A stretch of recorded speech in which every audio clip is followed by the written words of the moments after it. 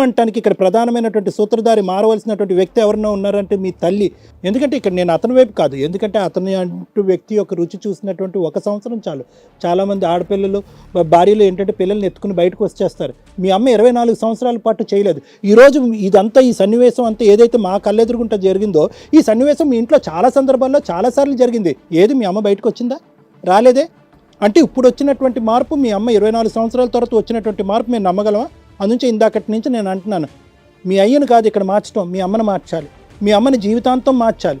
ఏమని మార్చాలి అంటే కనుక ఇంకో ఫార్ము ఇంకో షేప్లో వచ్చేటటువంటి మీ తండ్రిని ససేమిరా తన భర్తను నో అని చెప్పి మొహం మీద తలిపేసేటటువంటి విధంగా ఎల్లకాలం ఉండేది. ఎందుకంటే కనుక రేపొద్దున మీ అమ్మ తలూపింది అనుకో, అతను వచ్చి మీ అమ్మను మార్చాడు అనుకో, మీ అమ్మ మీ ముగ్గురిని మార్చేస్తుంది. సో నేను ఇక్కడ ఏంటంటే డబుల్ షీల్డ్ తీసుకుంటున్నాను, 2 బౌండరీస్ తీసుకుంటున్నాను. ఏ, మీ అమ్మ మారకూడదు. బి, ఒకప్పుడు మీ అమ్మ మారి అదే ప్రపంచం కావాలి అని అనుకున్నా మీరు మారకూడదు. లేదు సార్, అవ్వదు సార్. అది అర్థమైందమ్మా జానకి. నేను ఈ రోజు గురించి మాట్లాడట్లేదు, ఇందాకటి నుంచి నేను ఈ సన్నివేశం చూశాను కదా, ఇది ఒక 100 సార్లు ఒక 1000 సార్లు మీ ఇంట్లో జరిగి ఉంటుంది. జరగలేదా ఈ కొట్లాట్లు? ఈ అడుక్కు తిను.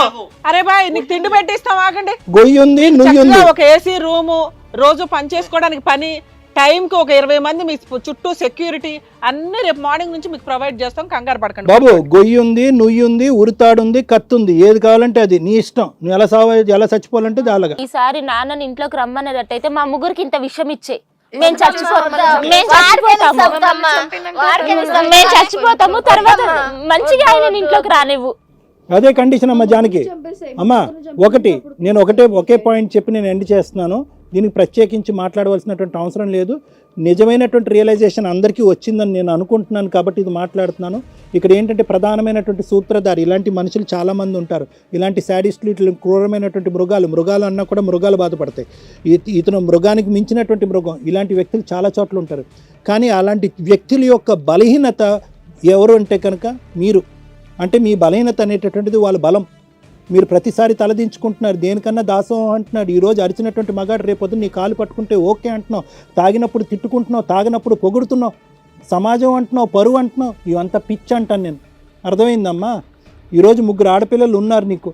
ఈ 3 ఆడపిల్లల మీద బహుశా ఏంటంటే వీళ్ళందరూ మనకు చెప్పింది 1/10 మేడం. మిగతా 9 పాయింట్స్ చెప్పలేదు.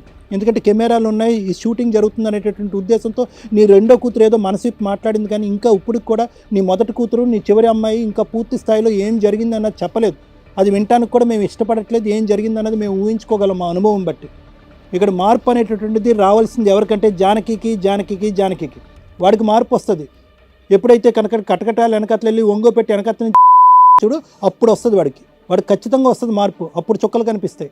నా భయం ఏంటంటే కనుక ఆ మనిషిని జైల్లోకి నువ్వు పంపిస్తావా లేదా అనేది భయం. ఒకప్పుడు జైల్లోకి వెళ్ళినా కూడా బెయిల్ ఇచ్చి వెనక్కి తీసుకొచ్చేస్తావేమో అని భయం. జానకి గారు, ఇక్కడ నేను ఎవరినైనా తిట్టాలి అనుకుంటే ఫస్ట్ మిమ్మల్నే తిడతాను. మీ నిస్సహాయత, మీరు 3 రీజన్స్ చెప్పారు. ఎందుకమ్మా నీకు ఇలాంటి పనికి మాలినోడు అంటే, సొసైటీ కోసం కావాలండి. 3 ఆడపిల్లలు ఉన్నారండి, ఆడపిల్లల కోసం కావాలి. పెళ్లి చేసుకున్నాం కదా, భర్త లేకపోతే ఏంటి? భర్త అనేవాడు ఎవరో తెలుసా? రక్షించేవాడు, భరించేవాడు, మిమ్మల్ని భరించమనేవాడు కాదు.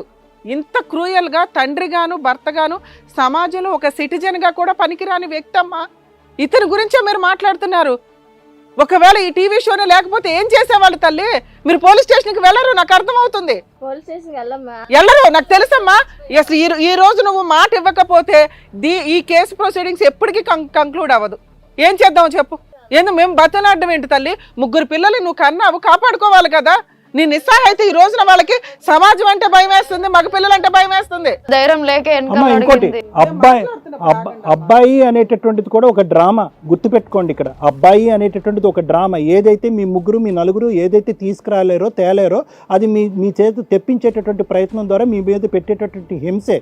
నిజంగా కొడుకు పుడితే కనుక వాడిని ఎంత పెద్ద రాక్షసుడు చేస్తాడు ఈ మనిషిని చూస్తే మనకు అర్థం. నిజంగా కొడుకే అయి ఉంటే, నువ్వు ఫస్ట్ కొడుకువో, రెండో కొడుకో, మూడో కొడుకు, ఎవరన్నా ఒక కొడుకు అయి ఉంటే వాళ్ళే నరికేసేవాళ్ళు ఈ పాటికి.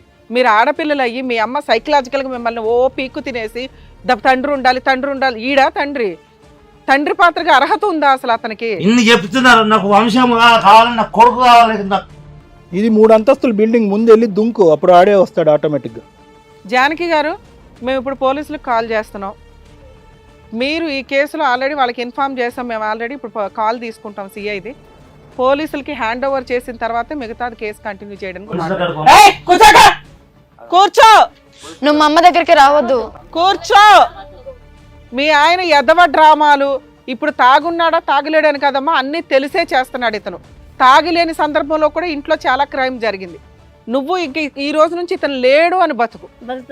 అమ్మ, ఏ సమాజం నీ గురించి మాట్లాడట్లేదు తల్లి, ఏ సమాజం నీకు వచ్చి తిండి పెట్టట్లా. సమాజంలో బతకాలంటే సమాజానికి తగ్గ రెస్పెక్ట్ ఇవ్వాలిగా. ఇప్పుడు సమాజం తరపున మేము చెప్తున్నాం, ఇలాంటి తండ్రిని ఇలాంటి భర్తని భరించొద్దు. అర్థమవుతుందా? నువ్వు సమాజానికి రెస్పెక్ట్ ఇస్తావుగా, ఆ రెస్పెక్ట్ తోనే చెప్తున్నావు. ఇతను జైల్లో ఉండాలి. ఏ సందర్భంలో అన్నా జైల్లో ఎవరైనా వాళ్ళు తెలిసిన వాళ్ళు ఎవరైనా బెయిల్ ఇప్పించిన భవిష్యత్తులో, నాకు తెలిసి ఇట్లాంటి వ్యక్తికి బెయిల్ ఇవ్వరు.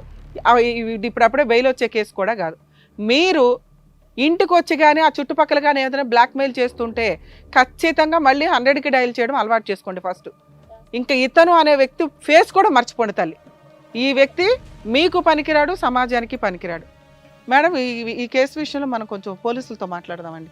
డైరెక్ట్గా పోలీసులు వస్తేనే హ్యాండ్ ఓవర్ చేయడం, ఎందుకంటే వాళ్ళని వదిలించడం అనేది ఖచ్చితంగా కేసు రిజిస్టర్ చేయాలి. దగ్గరుండి పూర్తి లీగల్ హెల్ప్ మేము ఈ కేసులో పర్సనల్గా తీసుకొని చేస్తున్నాం తల్లి. డెఫినెట్గా లీగల్ హెల్ప్ అనే కాకుండా మీరు గనక మీ నాన్నను వదిలేస్తే మీకు కావాల్సినటువంటి అవసరాలు ఎప్పుడైనా ఎమర్జెన్సీ ఉన్నా మేము చూస్తాం. ఇమీడియట్గా మీకు ఒక 1 lakh రూపీస్ అనేది మీకు అందేలా కూడా చేస్తాం. మీ పోషణ మా బాధ్యత. చాలా థ్యాంక్స్ మేడం, కానీ ఆయన మాత్రం ఎట్టి పరిస్థితుల్లో బయటికి. ఆ దరిద్రుని మాత్రం మీరు కంప్లైంట్ ఇచ్చినా ఇవ్వకపోయినా నేను ఏదో ఒకటి చెప్పన్నా కంప్లైంట్. మీ పోషణ మీ రక్షణ మా బాధ్యత. చాలా చాలా thank you sir, thank you so much madam. Direct గారు సిఏ కాల్ తీసుకోండి, ఈ పోలీస్ స్టేషన్ జ్యూరిస్డిక్షన్. ఓకే కాదు మేడం, ఇలాంటి రోడ్డు మీద కేసులు ఇంకేం పెట్టవచ్చు, ఉన్నాయి లేని అన్ని పెట్టి పారేయాలి మేడం, అన్ని కేసుల కంటే ఇది చాలా హైయెస్ట్ కేసు. ఇప్పుడు మనం మాట్లాడుతున్నది ఏదైతే ఉందో, కన్నా పిల్లల మీద ఫిజికల్ అబ్యూజ్ అనేది ల్యాండ్ ఆర్డర్ ఎక్కడ కూడా యాక్సెప్ట్ చేయదు. మనం ఆల్రెడీ పోలీసులతో మాట్లాడాము, వాళ్ళు కానిస్టేబుల్స్ని పంపిస్తున్నారు. ఇతన్ని అయితే మన డైరెక్టర్ వాళ్ళు వీళ్ళు హోల్డ్ చేసి ఉంచుతారు. అమ్మ, మీ తండ్రి ఈ రోజు నుంచి ఇంటికి రాడు. ఇతనికి మీరు ఎవరన్నా బెయిల్ ప్రొసీడింగ్స్ ఏదన్నా మాట్లాడి, పోనీలే మా నానేనండి మా ఇంటికి రాడంట, బయటే బతుకుతాడంట అండి, మమ్మల్ని వదిలేస్తాడంట అంటే మాత్రం మేము వచ్చి మిమ్మల్ని ఇట్లా అట్లా కాదు మామూలుగా తీసుకుంటుంది. అర్థమవుతుందా మేడం? ప్రాణం పోతుందన్న ఆ పని చెయ్యం మేడం, ఆయనకు వద్దు. మీ అమ్మ మిమ్మల్ని మార్చేస్తుందమ్మా, మా భయం అది.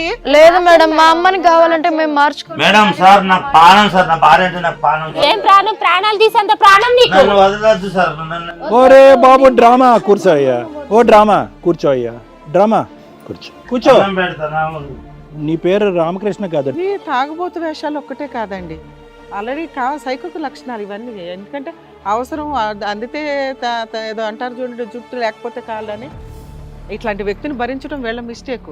పిల్లలు కొంచెం స్ట్రాంగ్గానే ఉన్నారు, కానీ ఆవిడని మనం కౌన్సిలింగ్ చేయాలి మెయిన్. ఎందుకంటే ఇతను చూడండి వెంటనే మామూలుగా డ్రామా మార్చేశాడు. ఏమ్మా, జాగ్రత్తగా డాక్టర్ గారు అడ్వకేట్ మేడం చెప్పింది వినండి. ఇదిగోండి, మీది ఆల్రెడీ ఇప్పుడు వయసు అయిపోవచ్చింది, 3 పిల్లలు వయసులో ఉన్నారు, వాళ్ళకి పెళ్లిళ్ళు చేయాలి, వాళ్ళకి మంచి జీవితం ఉంటుంది. ఇప్పుడు మళ్ళీ ఇంటికి వెళ్ళి మీరు ఎమోషనల్ డ్రామాలు, ఎమోషనల్ డైలాగులు అన్నీ కొట్టి వాళ్ళ మైండ్ అనేది మార్చొద్దు.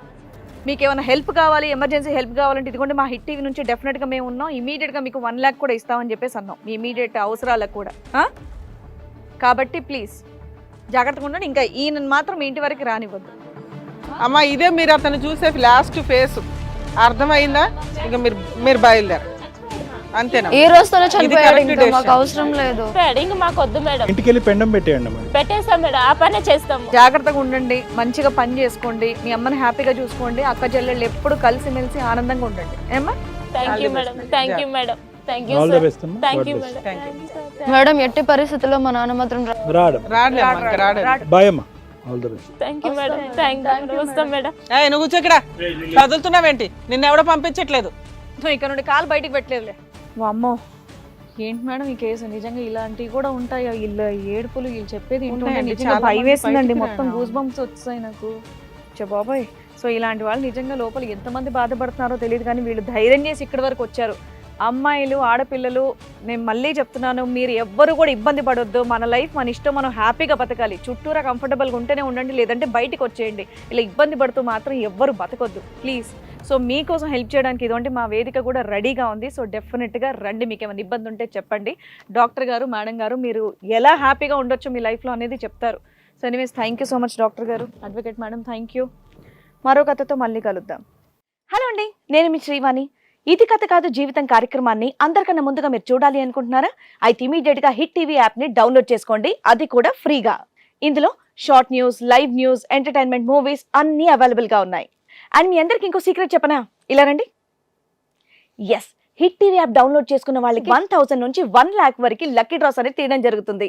మరి ఇంకెందుకండి ఆలస్యం, ఇమీడియట్ గా హిట్ టీవీ యాప్ ని డౌన్లోడ్ చేసుకోండి.